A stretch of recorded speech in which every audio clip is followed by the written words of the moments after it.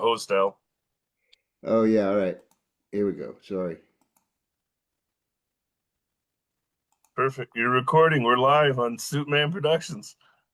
All right. Welcome to Social Security Influencers. Holy shit, I almost said the oldie. Um, we're here. We've been doing this show since May of 2020. You believe that? May of 2020. We're excited. We got a great show. My name is Al Coseglia. I'm 75, damn it. And we've got old people on this show. We've got some great talent. We've got Chipp Jones from Washington, D.C., Michael Elmer from Dallas, and Tim Ketchersid from Dallas as well. And I live in Allen, Texas, a suburb of Dallas. And I'm excited to be here. We're bringing back the show. Dante is producing it and hosting. We're excited to be here. Let's see if we can tell some jokes, huh? All right. I hate daylight savings time. I lost an hour of life, and I'm not sure I'm going to make it to tomorrow to get it back. At 75, I'm almost old enough to run for president. And what's with these guys with their shoes, huh? Trump's golden high tops and Joe Biden's sneakers? No balance? Getting old is tough. It's tough. My birthday cake has more candles than I have living friends. No. I've been traveling. I did 5 shows in 4 cities. I fell down 2 flights of stairs. You know what I finally learned? That's how you get women to pick you up. Travel, it's boring. I get on the plane. I sit in my seat. I watch everybody boarding the plane, and I got to tell you, our country's in big trouble. Big trouble. 3 out of 4 people are ugly. I bought a sample set of scents. Yeah, it sounds like I bought seashells at the seashore, but I bought a sample set of scents, and I I bought a sample set of scents, and they came, Versace, Adam Levine, Calvin Klein, and I call bullshit on that. I want eau de al. Yeah.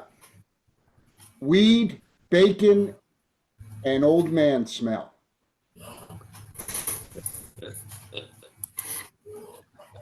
I live in Allen, as I said. Everything's convenient here. I can drop off my dry cleaning, pick up a prescription, get a massage, have a happy ending, and be home in 12 minutes.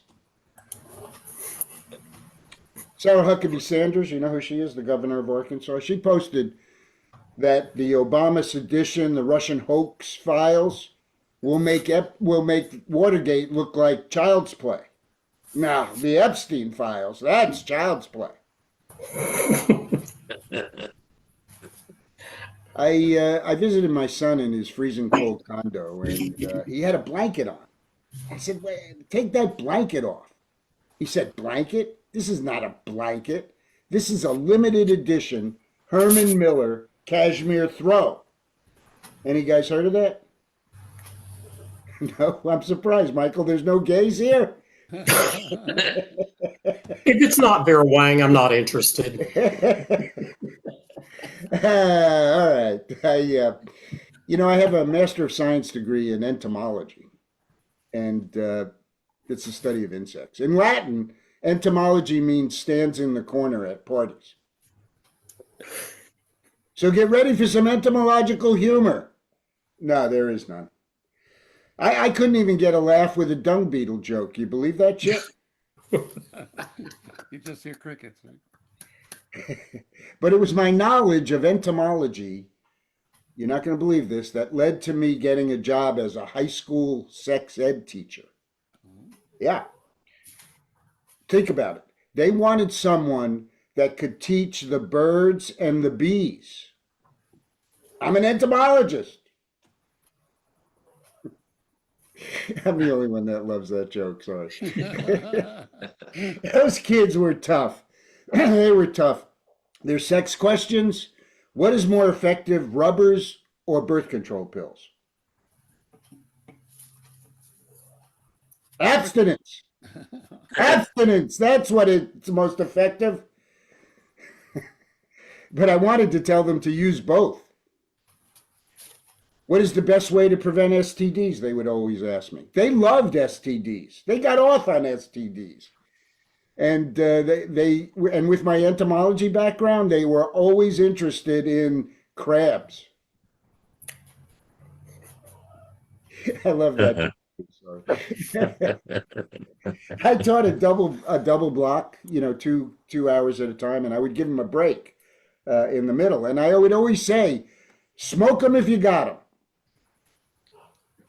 A parent calls it, principal says that I was encouraging smoking. Yeah, it wasn't like I was telling them to smoke a joint or meth or speed or crack. Smoke them if you got them. I also taught kindergarten, and those high school kids were nothing compared to those little bastards. This little brat said to me, Mr. C, why is your hair white? Why are your teeth yellow? Why do you smell like you have to poop? I'm not going to take that shit from some little girl. I get right in her face. Why are you always crying? Why are you always whining? Why are you a little bitch just like your mother? Kid will never be the same. But I did love reading bedtime stories to the kindergartners, and one of their favorites was Goodnight Moon. Goodnight Moon. Let's do a little version of Goodnight Moon, huh? You guys familiar with Goodnight Moon? Yes. All right, here we go. In the green room, there was a phone and shrooms. A rockin' Willie Nelson, a cool dude in high school. There was a Cheech and a Chong who handed me a bomb. There was a Snoop and a dog lighting a log. Lastly, Betty White, she was high as a kite. With the sun ankle deep and the kid almost asleep, I finished the book and put out my cush. Good night, Cheech. Good night, Chong. Good night, Betty and Snoop Dogg. Good night, Willie. Good night, Shrooms. And it was then that I realized the kids weren't in the fucking room.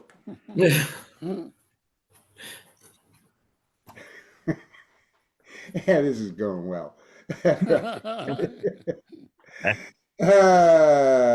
been married twice. I have 100% divorce rate. And, both my ex-wives are married now, and I'm not. Both ex-wives are pillars of the community, and I'm not. Both ex-wives are still denying someone sex. I'm not. Ex-wife number 2 just got remarried, and her father posted on Facebook, "May you have everlasting joy and happiness." It's a third marriage. What he should have said is, "May you have a good year or two." I had 4. Like tires on a car. 4 good years.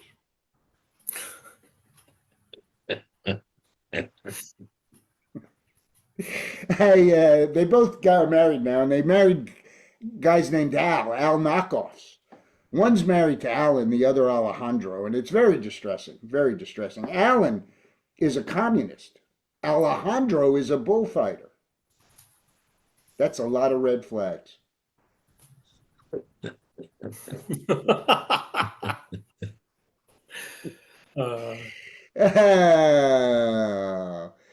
I just retired. They're calling it termination. So I had to find something to do. I joined the senior center in Allen, Texas. That's where I live. It's a meat market. It's like the discos of the 70s, giving a whole new meaning to staying alive. Oh. I tell people this, and I know they don't want to hear it, and I'm sorry to be the one that has to tell them, but their grandmothers are fucking. Yeah. Yeah, they're DTF. I know you don't believe me, but they put the ass back in assisted living. Oh. They put the hoe back in home care. Memory care, there's a thought in there somewhere. I like to say plop, plop, fizz, fizz. Show me where your grandma is. Oh, Young comics will ask me, Al, would you have sex with a woman in a diaper? Depends. I'm Al Coseglia. Peace out. Welcome to Social Security Influencers. Yeah. Let's get a very funny man up. He's coming to us from Washington, D.C. He is very funny. I'm glad he's here. Here he is, Chipp Jones. Hey, what's up? Let me get settled in here. How was everybody's Halloween? Good. Yeah, mine sucked. I live in a terrible neighborhood, man. Not a single person laced any candy with drugs. yeah. Fucked up, man. It's like I was hoping to get something good. Yeah, so this is the old people show, right? Yeah, I'm old as shit too. I'm in there. I I'm at that point now where everything hurts, and everything's falling apart. I've got that. How do I put it? That male issue. When you hit old age, I have that prostate issue. I had to go see a proctologist and have an invasive procedure. Where they actually take a little wand and stick it up. Oh, yeah, yeah. And the doctor, she kept going, wiggle your toes and you won't feel it as much. Wiggle your toes. Like, lady, if you were licking my balls, I would still feel this. This is horrible. I don't want to do this ever again. But so far, so good. I actually started doing comedy 15 years ago this month. So this is my 15-year anniversary month, and I started doing it because of a medical issue. My wife got me comedy classes during a period where she was being diagnosed with a brain tumor. Yeah, so she got me comedy so that I could come home and tell her jokes. And the first set I ever did for 15 minutes was called Tumor Humor, all about the procedure of finding out whether you have a tumor or not. It's interesting. About 80% of people who have a brain tumor, the first sign is what they call olfactory hallucinations. They smell things that aren't actually there. And that was the case with my wife. Uh, it's interesting about the hallucinations too, because they're never anything good. No one ever goes to the doctor because every morning I wake up and I'm smelling fresh baked cookies. No, that's not it. It's always something horrible. The top three olfactory hallucinations are uh, rotting garbage, burning rubber, and the smell of a decaying corpse. So that third one, I'm thinking we need a little more information. If you know what a decaying corpse smells like, I want someone searching your basement. I think we need we need to check further on this. So, but it turns out that she did have a tumor. At first, they do this what they call a differential diagnosis, like an episode of House. They just throw stuff against the wall to see what sticks. The first thing was this thing called a cystosarcoma, which is actually a worm that crawls up into your head, uh, which is what they thought she had at first. Which is kind of weird for me. At night I started listening to my iPod, putting my headphones in to go to sleep. Because I grew up, with Twilight Zone, and I had a fear that maybe that worm would crawl out of her ear, and into mine. So, and that's one of those things where it's like, okay, that's something that can be contagious, right? The worm could migrate from her to me. So, she asked me, why are you wearing your headphones at night? She goes, you're not worried about, you still love me, don't you? I'm like, yeah. She's like, you want to give me a kiss?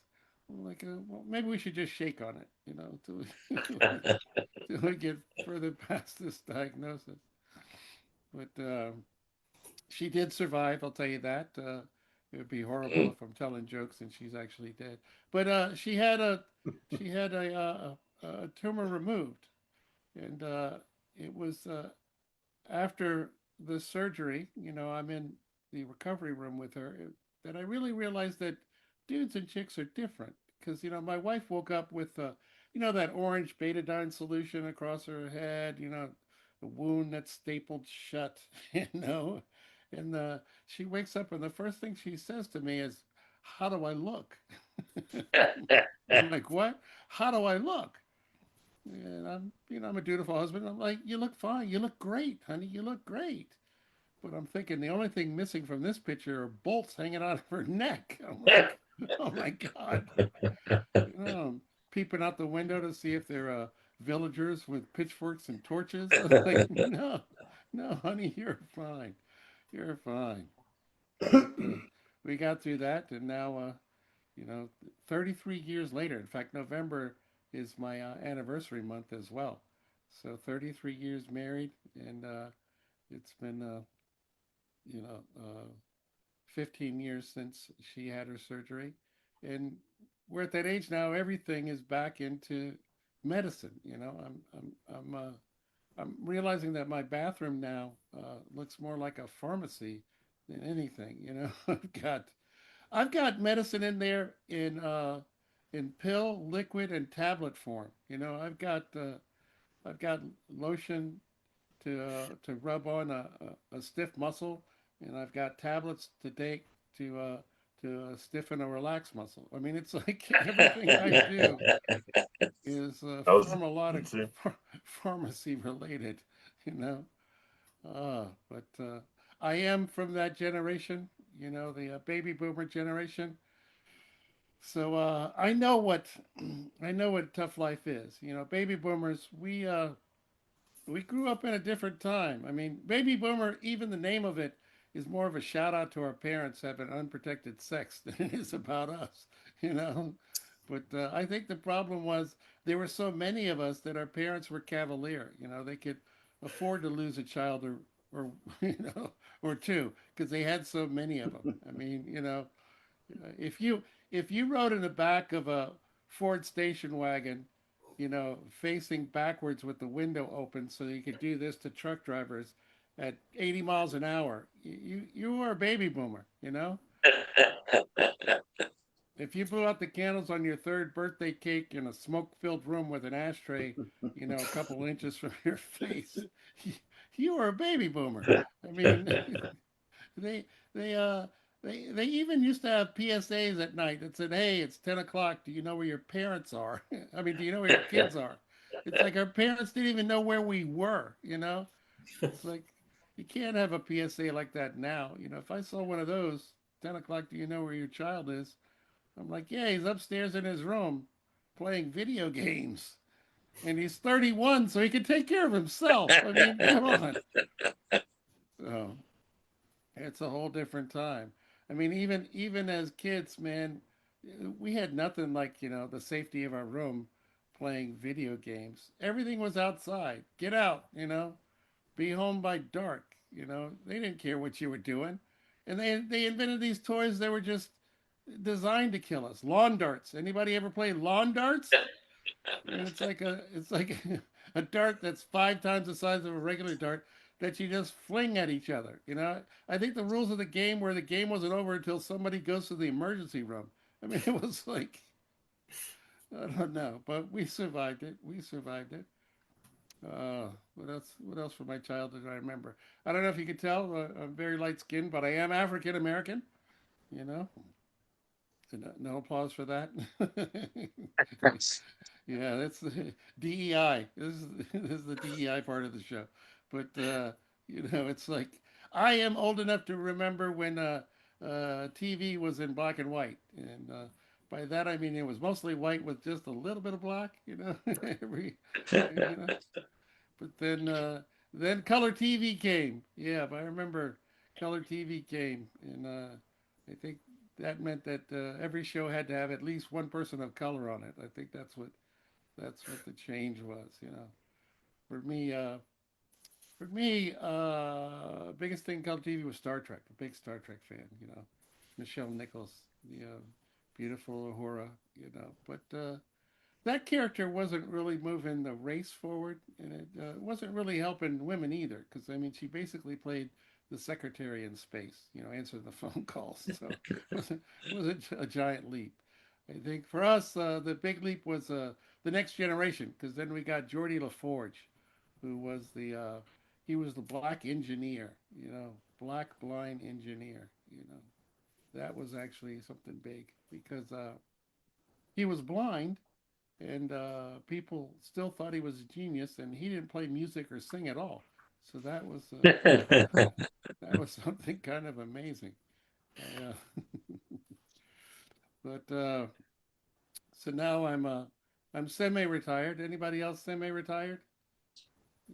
No, just me. Okay. So that means you have about 4 hours a day where you got something that you really have to do, and the rest of the 4 hours you're working on a reason not to take your own life. Like is what it is. You got no goals. So, but I'm hoping to travel more. But my biggest thing is uh the house that I live in. We bought about 13 years ago. It's up on a hill. In fact, it's got 13 steps up to the front lawn, and then another 10 steps up to the house. And so we've spent 13 years basically renovating it and getting the house exactly the way we want it. But now that the house is perfect, we're too old to climb the stairs, so we're gonna have to sell it soon. So it's like, uh, that seemed like a waste of time, but I don't know. I'm glad to be back doing Zoom comedy. I did like 100, I mean close to 700 shows during the pandemic. Probably a lot of you guys did the same thing.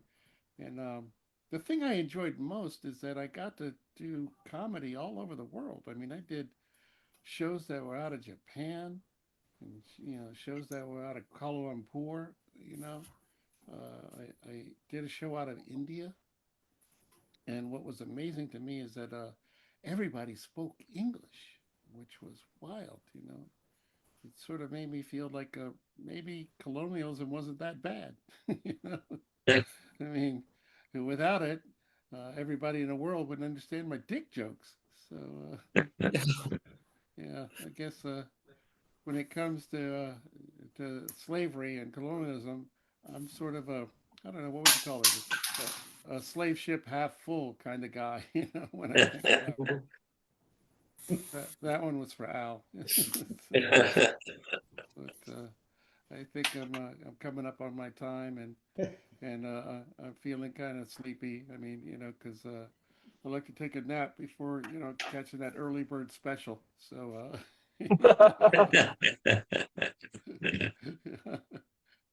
yeah. So I think an early bird thing is set for a fat old guy like me, because the last thing I would hate to do is to die on an empty stomach. So I'm always up for eating as early as possible. So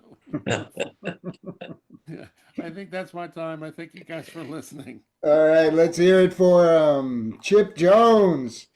I love your comedy, Chip. Thank you for being here, and thank you for being funny. And we wish you well. It's been a while since I've seen you, so let's hear it for Chip Jones. Thanks, Chip. Thank you. All right, we're coming back to Dallas. I've known Michael a long time. I'm glad he's here.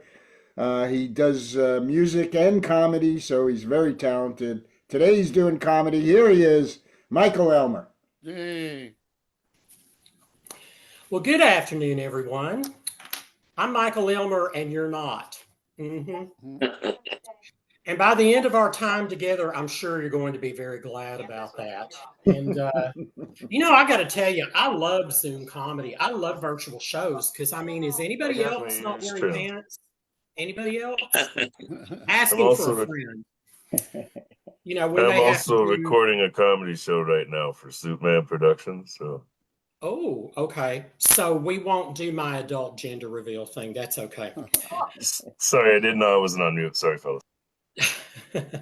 Oh, did everybody hear me? Yes, I can hear you. Yes. All right. So back to the comedy, or at least I hope I make y'all chuckle. Here we are, about to close down 2025. I find myself exactly where I was when we were closing out 2024, old, gay, and depressed.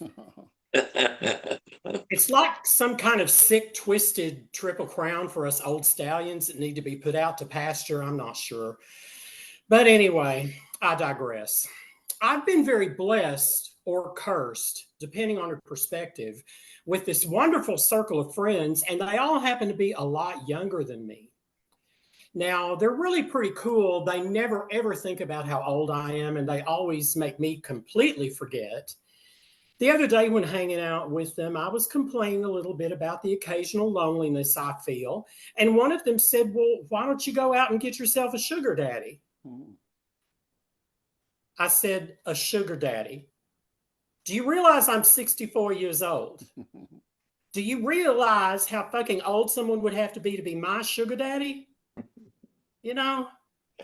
I mean, I'm no nun, okay? And I'm not going to, I'll be the first to admit to say I've gotten my freak on back in the day, but sitting in a graveyard with a Ouija board trying to get some, that's where I draw the line. That is where I draw the line. Of course, it does give that phrase, jump your bones, all new meaning. And I'm sure if you're under 50, you have no idea what that phrase even means, do you? But one of my other friends chimed in and say, "Well, you know what they say about those really older guys? They know all the secrets to lasting a long time. They know all that tricks to keep their sexual stamina going." I said, "Let's think about that. Who wants to fuck an old man for a long time? I don't want to fuck anybody my age for a long time." But anyway, well, I once again digress. Whenever year is coming to a close, I find myself, I don't know why, I really should talk to somebody about this, reflecting on my childhood, growing up in what was then considered a small Texas town where there wasn't a goddamn thing to do but drugs. Now, I never did drugs growing up. A lot of people don't believe me, but I really didn't. I was always too scared. Now, I was not scared of the drugs, all right? I was scared of what my Pentecostal preacher's wife's mother would do to me if she ever caught me smoking reefer. Yeah. You think you've had your ass whipped before? I beg to differ. If Mama Bell didn't whip your ass for damaging her little lily white reputation in the church, you haven't had an ass whipping, trust and believe. One day I remember she was giving me this big lecture on my behavior. And I'm like, "Mama, can you hurry it up? You're going to make me late for majorette practice again." "Oh, but honey, don't you realize what everyone in the church is saying about us?" "Yeah, I hear it every Sunday morning when you drag me there kicking and screaming." On and on and on she goes. I finally said, "Mama, you see this baton I'm twirling, right? Half the congregation thinks I'm demon possessed. The other half thinks I'm dropping acid anyway. What are you so uptight about?" Yeah, dropping acid at 8 years old. These were not judgmental people at all. But I look back on the whole thing and I think, well, it's not like I did anything to really dispel the rumors. But y'all work with me a minute here, okay? That Sunday school teacher had absolutely no imagination. It was a whole lot more fun to sing Inagata Davida than Jesus Loves Me. Uppity bitch, everything had to be her way. Well, it was about this time, not only did my transistor radio end up missing, thank you, Mama Bell, but I figured out I was going to have to start learning to take care of myself since things were probably always going to be a little different for me. Not even a courtesy laugh. Okay, we'll rework that joke. So I used to beg Mama Bell, "Would you please teach me to sew? Would you please teach me to cook?" "Oh, honey, little boys don't sew. Little boys don't cook." I said, "Mama, please, I really want to know how to do these things for myself." And she says, "Oh, but honey, you don't need to worry about that at all. That's what your wife's going to do for you someday." I said, "Mama, can we reference back to the baton I'm twirling?" This woman was ate up with the clueless denial syndrome, I'm telling you. I really think families ought to come with warning labels. Don't you think we ought to know what we're getting ourselves into before some doctor with cold hands pulls us through those meat curtains? I mean, give me a break. And growing up in a small Texas town family, I discovered that clueless denial syndrome is not just limited to your mother, okay? Let's talk a little bit about my genetically mutationed wildebeest younger brother. I swear, none of us really are quite sure where he came from, even though mom insists she really did give birth to him. But I didn't realize one human being could have that many recessive genes floating around in their DNA. But one afternoon, this was back when I was first pursuing my career as a dancer. Yeah, Mama Bell loved that shit. But he comes lumbering into my room and he says, "Hey, Michael, how come they say all guy dancers are gay?" I said, "Probably because just about all of them are." So he scratches his head and says, "But you're a dancer." It was the first time in my life I did not know what the chicken fried fuck to say in reply. I just stood there and had to look at him for a minute. So after this long, incredibly long, I might add, awkward pause, he gets this horribly dumbfounded look on his face and lumbers out of the room. I'm still not sure to this day he ever got it. Then there's my lovely, enchanting younger sister, the big human resources queen. After a family dinner at mom and dad's one night, we're watching this news magazine program, and this story comes up about job discrimination faced by gay men and lesbians, and she just absolutely twists off. "Oh, there's no such thing. Gays and lesbians aren't discriminated against. That's against the law." I said, "That's right, honey. Thus the point of the story." Well, this inflames her even more, and she practically gets up and screams in my face, "But they can't ask you if you're gay in a job interview. How is someone going to know you're gay if you don't tell them?" I says, "Bitch, have we met?" Allow me to introduce myself. I'm your younger brother, Michael. You know, the one that redecorates a room by simply walking in. A talent I happen to be very proud of, by the way. I heard that courtesy laugh. Thank you. Well, I find myself digressing once again. By the time I got to high school, since I wasn't dancing with Mary Jane, I decided I needed to do something to make myself look cool. So I started smoking. All right. Yeah, I had a love-hate relationship with smoking for many years. And in my early 30s, I decided, well, maybe I don't need to do this anymore. So I went to see my doctor for some help, and he put me on the patch. Does anybody remember the patch? Yes. Anybody? Well, those are not the most vile things on the planet. Whoever created those gadgets, I hope they get to sit next to me in hell. I really do. I mean, not only did they taste terrible, but maybe it was me. I couldn't get the stupid things to stay lit. You know, maybe I was rolling them too tight. I don't know.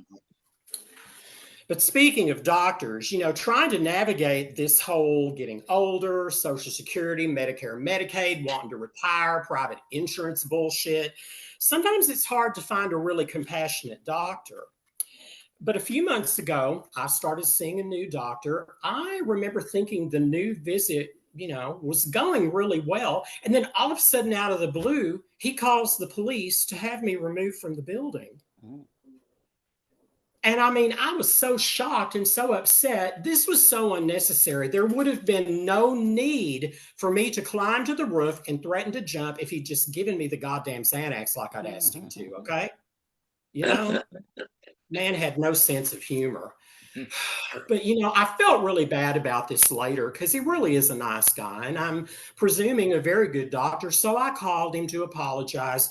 We had a few conversations and he does agree to see me again. Of course, we had to do it teledoc because of the restraining order and all. But after his assessment, he did decide to give me my Xanax for my depression. I was really, really grateful about that. Then he asked me, was there any reason I might need to have an STD panel run? I bit my tongue so hard, it almost bled. I'm like an STD panel. If I was bumping uglies with anybody, would I be depressed? Okay. I went ahead and went along with it though, because I didn't want him to change his mind about the Xanax. But of course, it came back clean. Why wouldn't it? To get a sexually transmitted disease, you have to have sex. Okay. Well, this, of course, requires a trip to the pharmacy. Now, this may come as a huge shock to some of y'all somehow or another. I don't think so, but I carry a purse. Thank you for that courtesy laugh. Mwah. And there I am, standing in the pharmacy line, minding my own business, when all of a sudden I feel like there's this elephant breathing down my neck. So I turn around to see the biggest twat waffle I have ever seen in my life standing behind me. And he looks down at me and says, "Hey, man, you're carrying a purse?" I says, "No, Sasquatch, I'm knitting a sweater. What are you doing in the Walgreens line?" Well, he takes this as some kind of weird turn on, I guess. So he starts taunting me. "Oh, you must be one of them girly men, huh? Girly man, I'm next to a girly man." So I said, "Hold on, somebody hold my purse. I got to get ready for this response."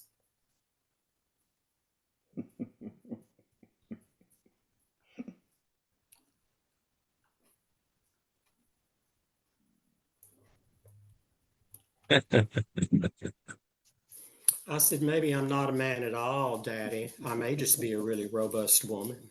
That sucks. Want to go smash and dash in the parking lot with me?" Cue the Mongolian deathworm freak out. He starts screaming, "Oh my God, what are you doing? Are you trying to come on to me? You trying to come on to me?" I said, "Oh, don't knock it till you've tried it, big boy. I know how it's supposed to feel.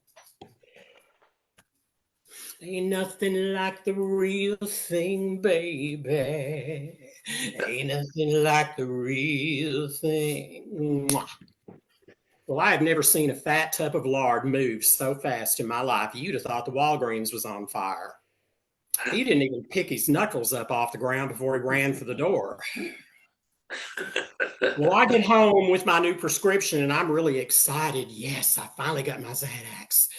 But this little episode at the pharmacy's kind of upset me a little bit. So my stomach's hurting a little bit. And I thought, well, before I do this, why don't I go take my Zantac for my stomach?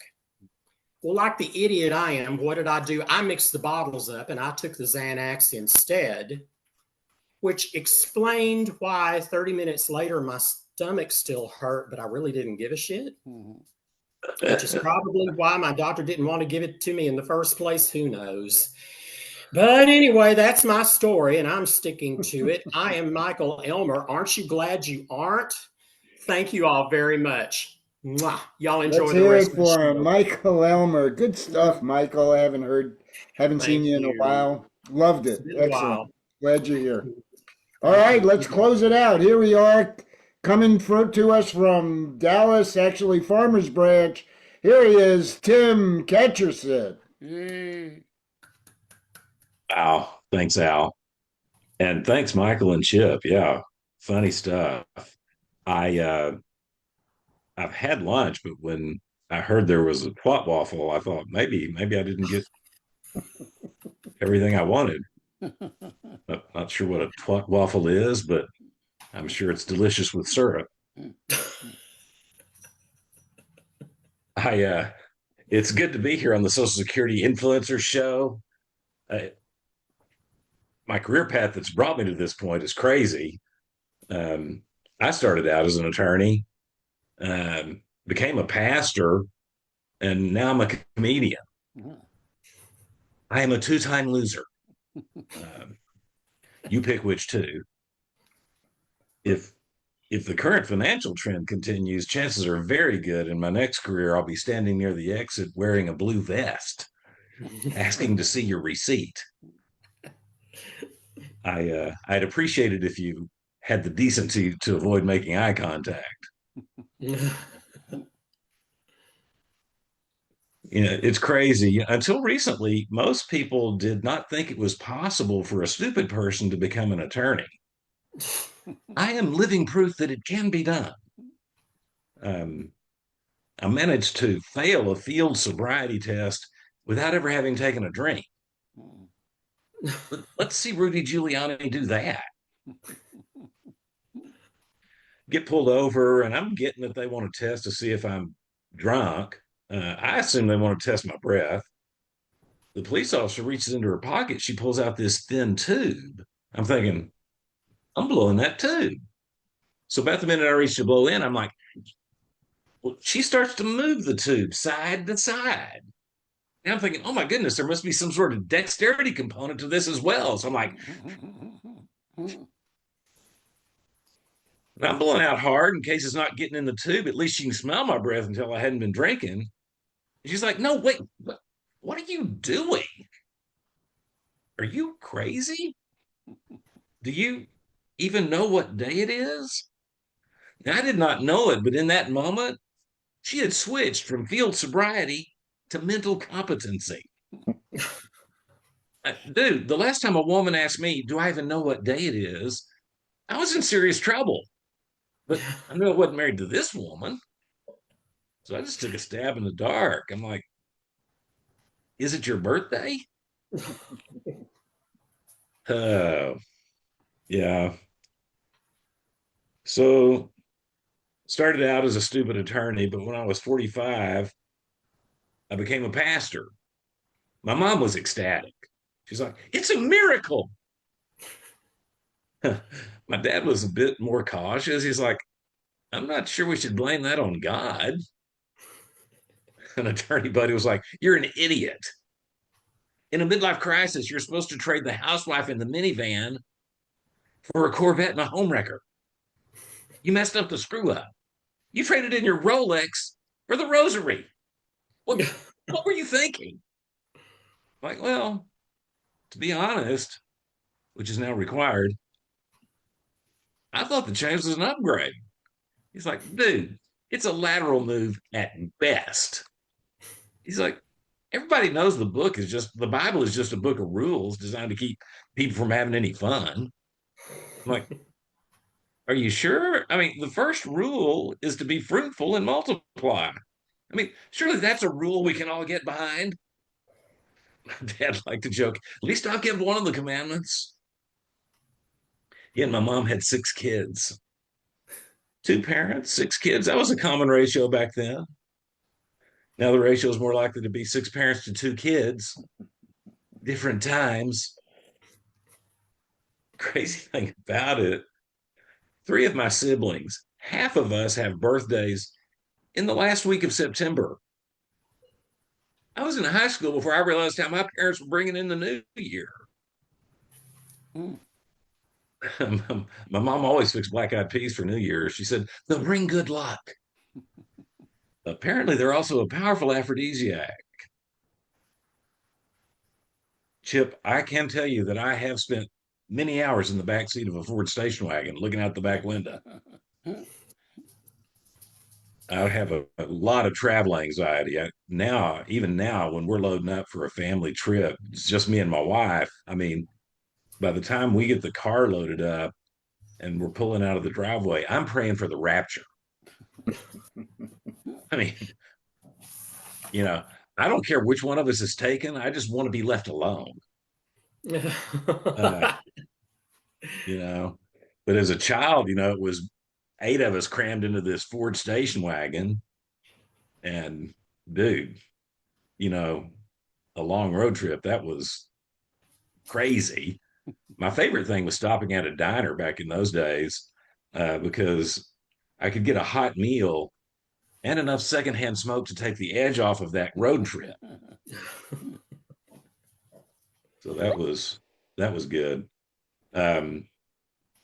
But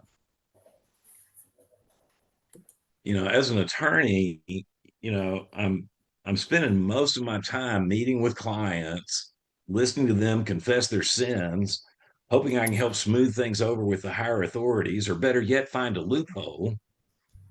Become a pastor, found out it's the same job. I mean, there's obvious differences. As a tax attorney helping rich people stiff the government, my job was literally to make things more complicated. As a pastor, it's to simplify the Bible to 2 basic principles: love your neighbor as yourself and give 10% of your money to God. Uh, it's crazy. I grew up, my dad I was a preacher's kid. And it's tough being a preacher's kid. I mean, it's not just that all your Sundays are booked years in advance. It's more subtle than that. As a preacher's kid, if your mom ever asked, "Did you hear what your father said?" Dude, that's a question that could have eternal consequences. It's it's a lot of pressure. And my mom, she took it very seriously, and I'm glad she did. But especially when it came to language, you know, the saltiest thing we could say at our house was "heiny," uh, which was fine. It just didn't translate that well. I'm in high school. A buddy of mine's being bullied, and I pull him off of him. I'm like, "You leave him alone, or I'm going to kick your hiney." Um, Needless to say, the focus of their aggression shifted. Um, you know, People think nothing of saying, "Oh my God, in my house, that was taking the Lord's name in vain." Okay. That's one of the top 10. You do not mess with one of the top 10. My Christian and Hebrew friends could tell you that. I can see maybe not a lot of you are circumcised, but it's a big deal. I mean, if we had said something like that, my mom would come down on you hard. That meant the rod of correction. Um, the wise man Solomon, he said, "Spare the rod, spoil the child." There were no spoiled children in the Ketchersid household. I mean, the rod was not spared. Um, I never had Ma Bell give me a whipping, but I did have Ma Ketchersid give me one several times. Um, yeah.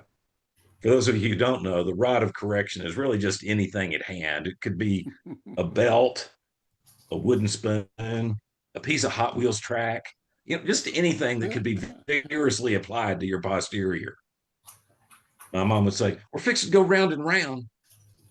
That meant she was going to grab you by the arm with one hand, take the rod of correction in the other hand, and start in on you.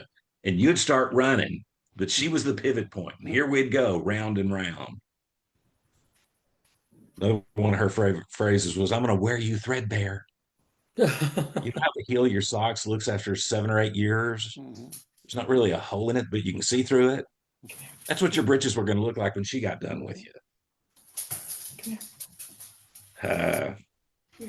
My dad was serious. He's like, "Now listen, son, before you get married, you want to make sure you have your education, your career, your finances all well settled."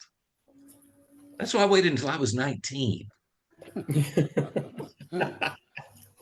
I had a high school diploma, a promising career in the carpet cleaning industry, and a pregnant girlfriend.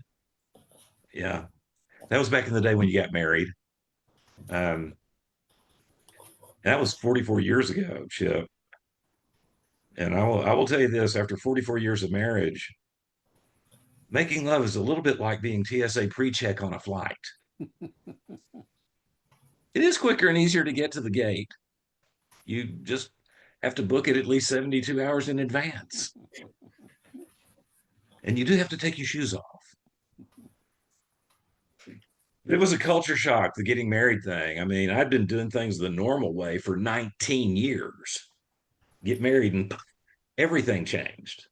I mean, I remember coming home and my wife saying, "Now remember, fella, I like my towels folded in thirds, not in half."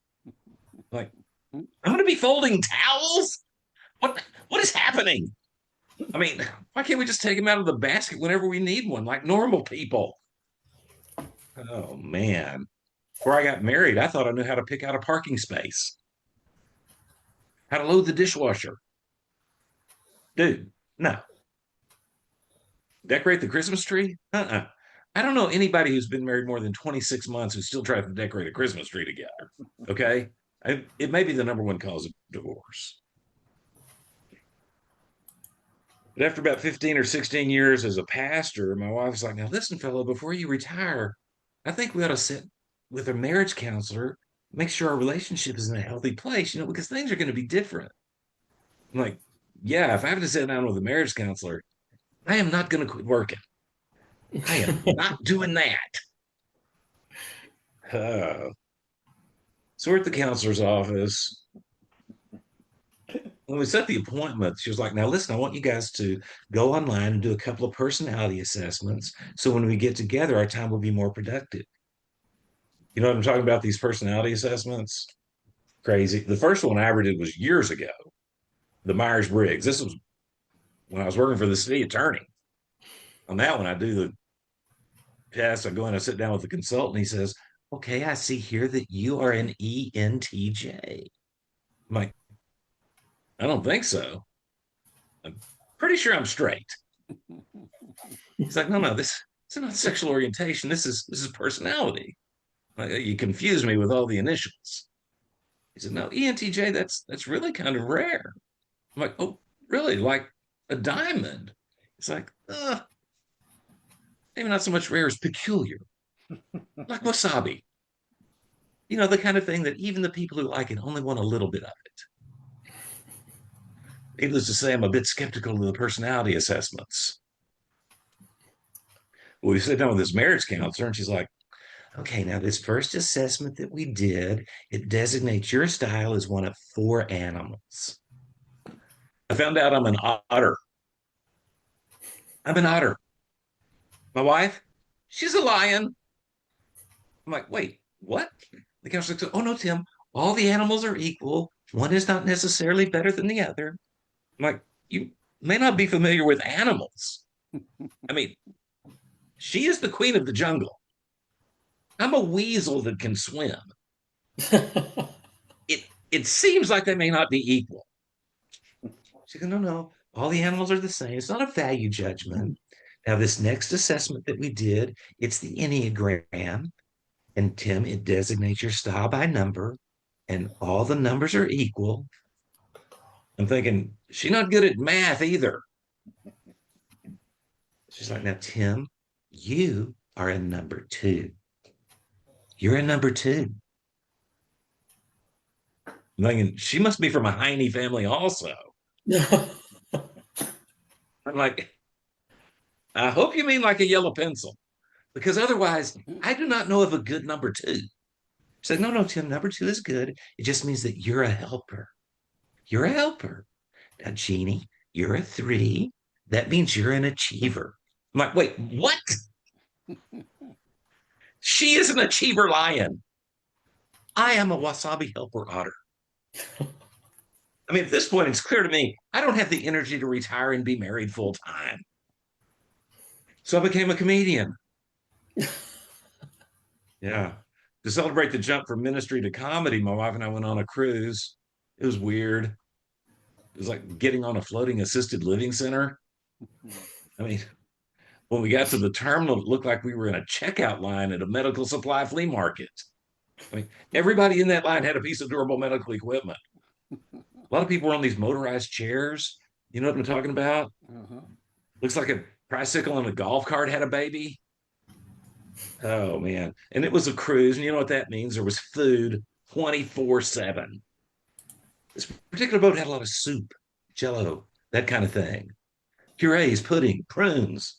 It's the only vacation I've ever been on where you didn't need teeth to gain weight. The most popular station on the buffet line was serving different flavors of Ensure. For $10, the bartender would give it a shot of B12 so you could stay up for the midnight buffet, which on this boat happened at 7 o'clock. This boat was huge, a couple of pools, a ton of hot tubs. Hey, can we all just agree if you qualify for AARP, you should not be seen in a Speedo? Can we just agree on that? I don't know if art imitates life, but I can tell you in winter, butterfly tattoos migrate. Most enjoyable thing about this cruise was the people watching. I'm sitting there judging everybody like a good Christian, sipping on my strawberry flavored Ensure. And I realized, oh my goodness, I'm on this boat. That's when I decided, okay, when I get off this boat, I'm going to be nice. I'm going to lose 50 pounds. I'm going to trade in this Speedo for a pair of trunks and it'll cover up that tattoo. Hey guys, I'm Tim Ketchersid. Thanks for having me today. This is good All fun. right. Let's hear it for him. Tim Ketchersid. Good stuff, as always. Love your stuff. What a show. We're back. We're back doing Social Security Influencers. We took a little hiatus. We're back, and we'll be back on February 7th, right, Dante? Yes, right. sir. Yes, sir. Thanks. All right, let's hear it for the comedians. Tim Ketchersid, Chipp Jones, Michael Elmer. You guys were great. Thank you for filling up an hour with laughs. Thanks a lot, everybody. Have a great weekend and great holiday season. We'll see you. Thank you. Thanks, Thank you. Dante. Bye-bye. Peace.